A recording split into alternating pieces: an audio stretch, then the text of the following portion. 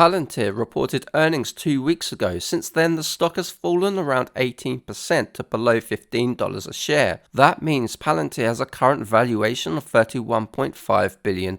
It's got $3.1 billion of cash and investments and no debt, so the enterprise value is $28.4 billion. Revenue in the latest quarter rose 13%, taking the trailing 12-month total past $2 billion. Net income was positive in the quarter, but the trailing 12-month total is still negative at minus $43 million, but free cash flow is positive at $375 million. So right now, Palantir stock is valued at 14 times revenue or 76 times free cash flow. That's an expensive multiple, but Palantir is growing consistently, and it's got solid free cash flow margins of 27%.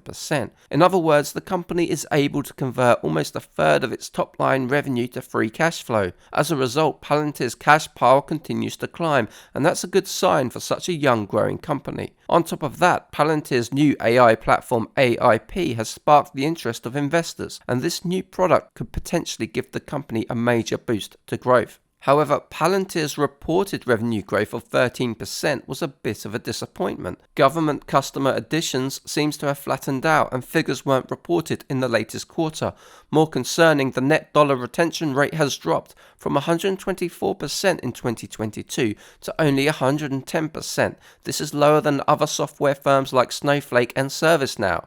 According to a report published on Darnton's, a sample of 400 individual customers showed that 61% thought the Palantir software was overkill for the use case, and 36% said the software was too challenging. The sense is that Palantir has a reasonably good product which it combines with an aggressive sales team, but is the product simply too complex? Let's consider a scenario where Palantir continues to grow revenue at 15% per year for the next 10 years, and then operates with a 30% net income margin. In that scenario, Palantir would be earning roughly $8.3 billion in revenue in 10 years' time, with $2.5 billion of net income. Give the company a PE ratio of 35, and the company would have a valuation of $88 billion in 10 years' time. That works out to an investment return of 10.8% a year, which is not such a good return for what is a reasonably optimistic forecast. In his shareholder letter, CEO Alex Karp said that demand for AIP is unlike anything